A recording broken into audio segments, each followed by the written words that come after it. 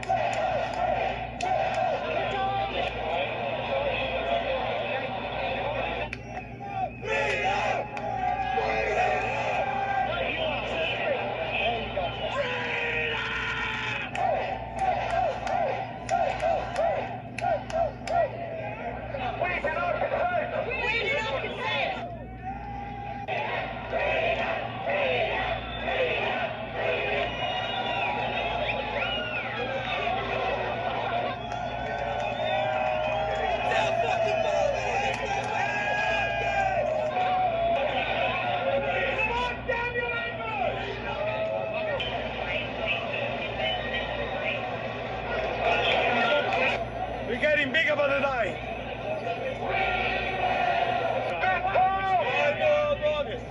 Some bullshit.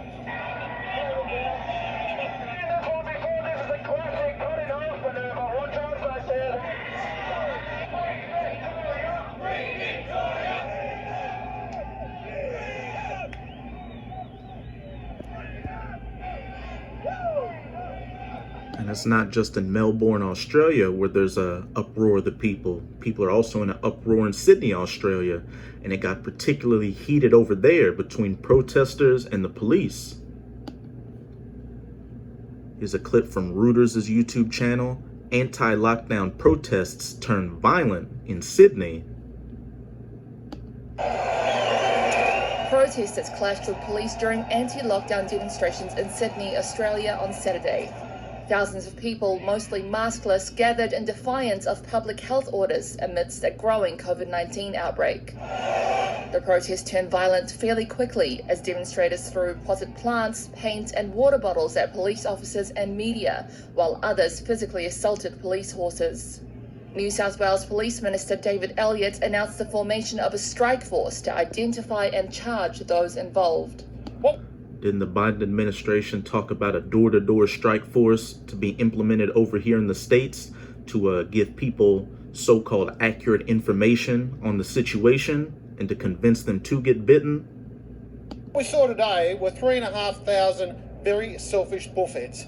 People that thought that the law didn't apply to them. There is no doubt in my mind that at least one individual there today had COVID. It is statistically impossible for us not to consider that.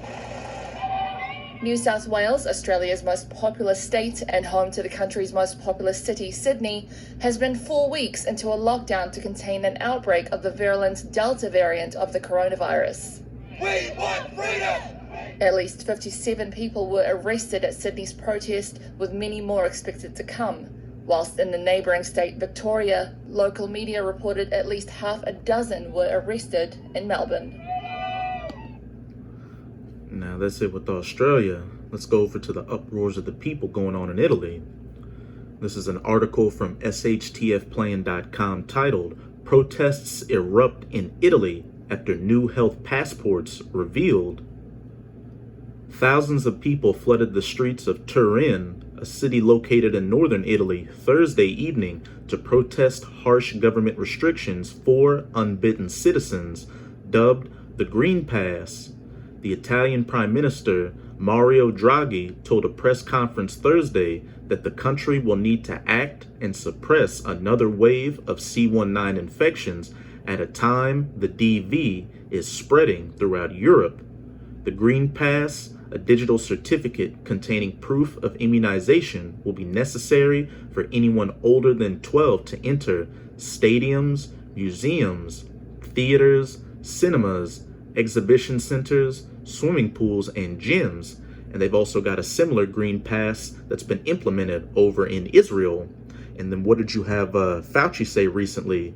The government may not be able to do a national mandate, but we expect these smaller businesses and smaller entities to enact measures to restrict people's movements if they don't have proof that they've been bitten.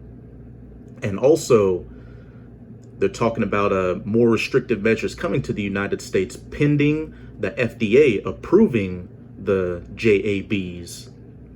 And this is all just a precursor to the eventual mandatory implementation of the MOB, the RFID/NFC, MICROCHIPIMPLA-NTS. They're putting up these measures right now dealing with the bite to show to the people that if they don't go along with the system and get bitten, that their movements and freedoms, or so-called freedoms in society, will be heavily restricted, psychologically preparing you for that eventual mandatory implementation of the MICROCHIPIMPLANT. Hey, you don't want to get the MOB? Then look. Just like how your freedoms and privileges were restricted for not getting the bite, they're also going to be restricted for not getting the MOB. The pass is an extension of the EU's digital COVID certificate and will also be required for restaurants that they may neither buy nor sell.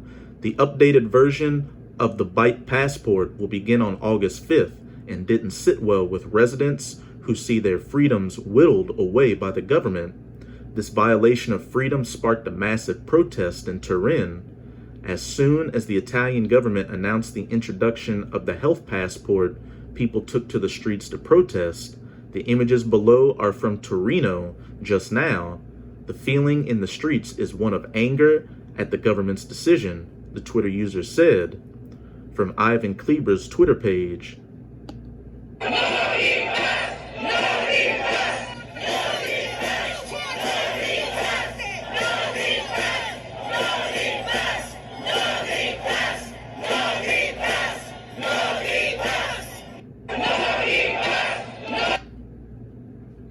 Like thousands of French citizens protesting in the streets in the past week, the Italian people were outraged by additional restrictions. From Disclosed.tv's Twitter page. Now, thousands take it to the streets in Turin as Italy makes C19 Green Pass mandatory for most public places.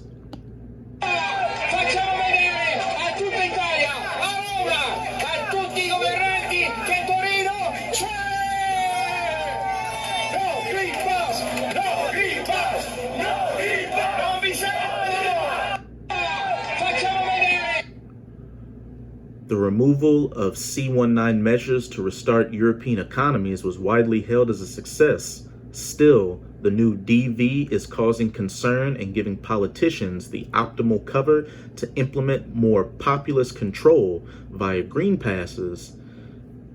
Now let's go to my last clip on Global News' YouTube page dealing with the uproars of the people in Greece.